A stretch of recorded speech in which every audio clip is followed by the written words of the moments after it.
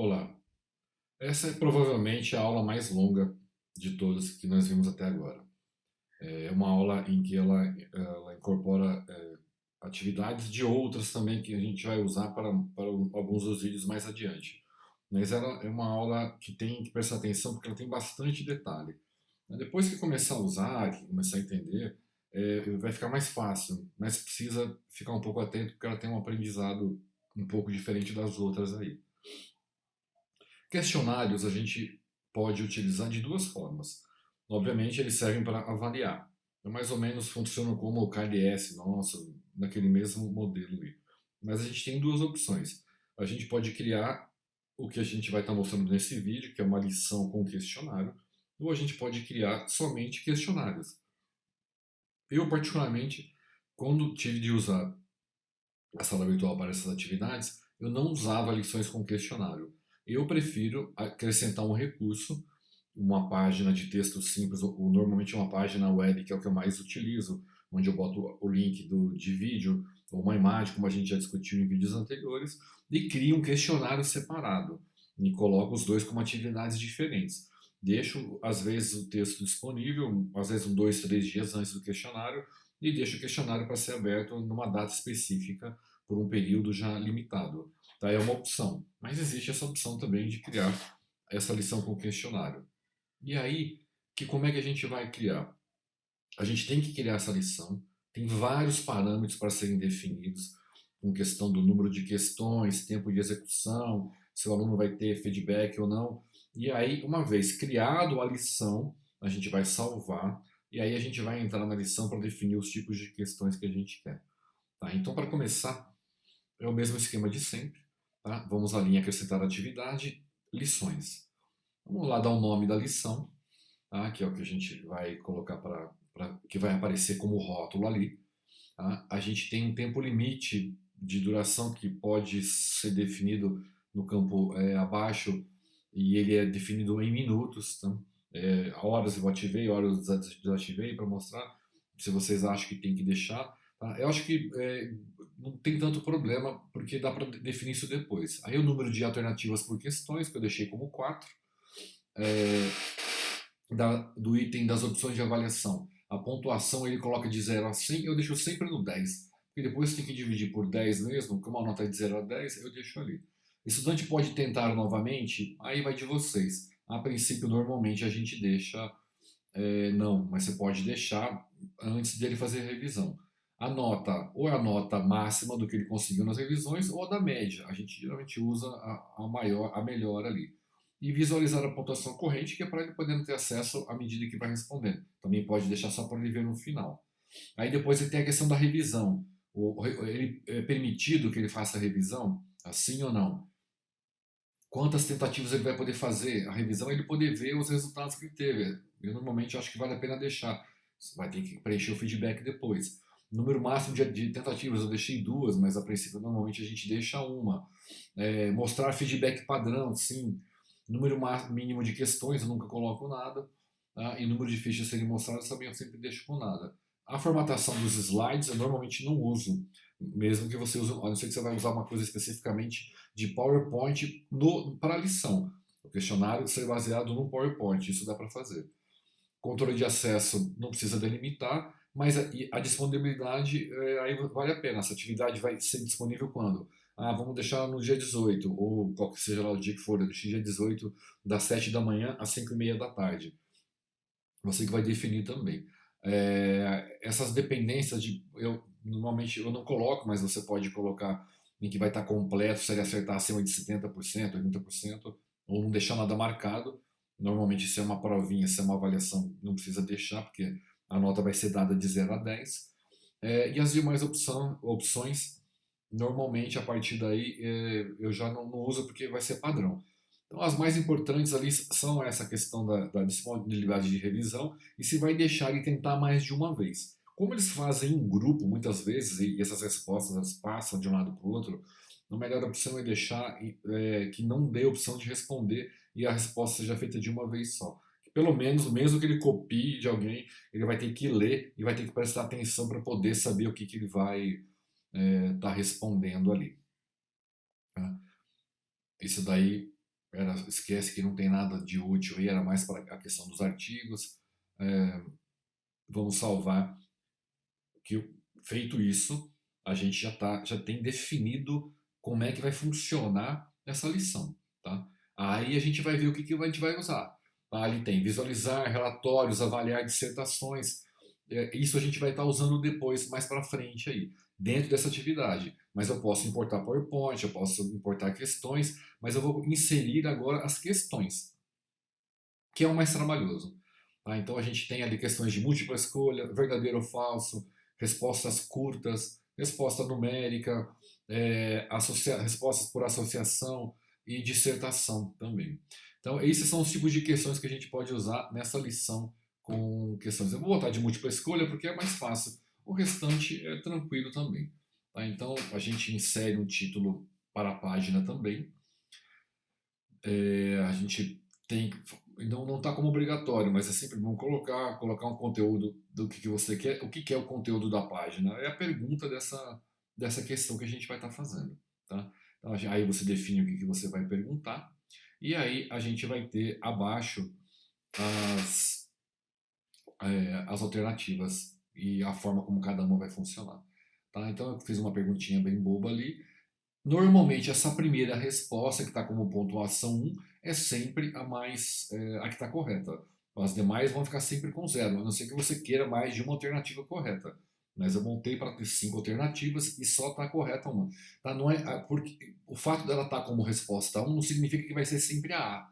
Tá? Ela vai embaralhar essas alternativas depois aí. Então você pode escrever tranquilamente a alternativa aí, que depois a gente vai fazer um embaralhamento aí. Tá? E outra, lembrando que dá para colocar link de alguma coisa da internet, dá para colocar imagem, da mesma forma que a gente formatou as outras páginas, a gente consegue fazer aqui da mesma forma. Tá? Questões de verdadeiro ou falso é a mesma coisa, a gente vai ter sempre a resposta 1 como a correta, a resposta 2 como a incorreta. A pontuação, normalmente, a gente mantém como 1, a gente vai manter como 1 para as demais. Isso na hora ele vai fazer a soma sozinho. No final ele vai te entregar a tua nota baseada naquela de 0 a 10. Tá? Então isso a conta também tem que fazer. Se você vai botar só uma questão, ele vai contar essa questão como 10. Automaticamente ele faz a divisão das contas. Se você botar 4 questões e a tua nota máxima era 10, ele vai dividir o valor de 2,5 automaticamente para cada uma. Tá? E aí a tua questão fica ali, ó, título da página, tipo de página que é verdadeiro ou falso, destinos, e aí a gente adiciona mais uma outra. E, assim, e vai adicionando assim por diante. Eu vou adicionar agora uma de múltipla escolha, para mostrar como é que funciona. Tá? Vamos colocar o título, tipo de questões que eu posso utilizar. Vou fazer uma perguntinha básica, só para a gente poder, para facilitar o trabalho. Tá? Dá trabalho a primeira vez. Essas questões elas ficam salvas, elas podem ser reutilizadas, elas vão ficar num banco de questões, que pode ser até trocadas. Então a resposta 1, múltipla escolha, retorno certo. O aluno que marcar, ele vai ter isso daí. O aluno que marcar a resposta 2 VOF, você já está dando a devolutiva dele, o feedback que está errado. Você pode escrever, está errado porque isso, não é isso, blá blá blá blá. Tá? Na verdade, eu fiz 4 alternativas, né? Então, a primeira é a correta e as demais estão erradas. É só escrever errado, porque para não dar trabalho que a gente está fazendo. Mas a ideia é já deixar ela pronta ali. Ó. Adicionar página, questão. Vamos adicionar mais uma questão. Eu vou colocar agora aqui uma resposta breve.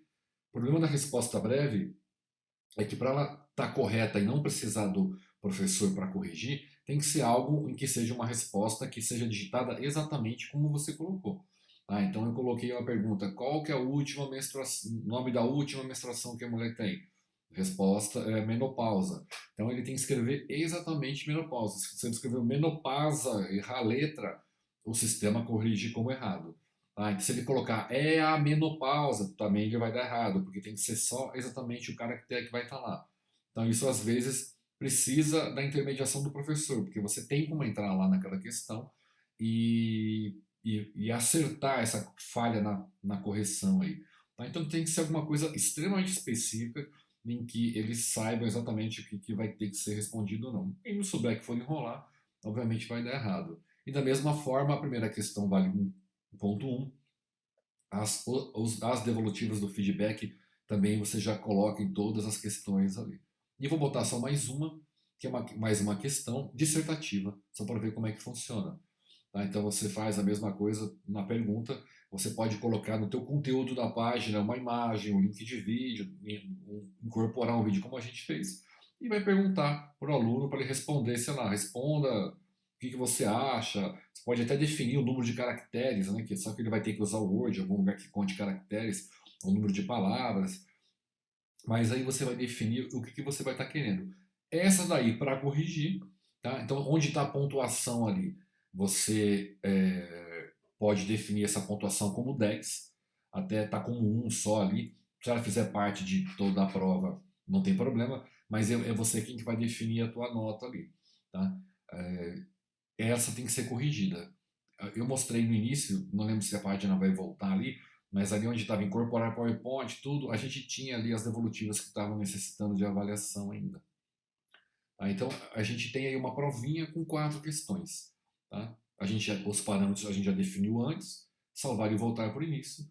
Então, a nossa provinha está ali, lição com 4. Eu vou botar no modo aluno, tá? Para ver como é que seria a visão do aluno, na hora que ele abre ali. Então tá lá, ó. A primeira pergunta, verdadeiro ou falso?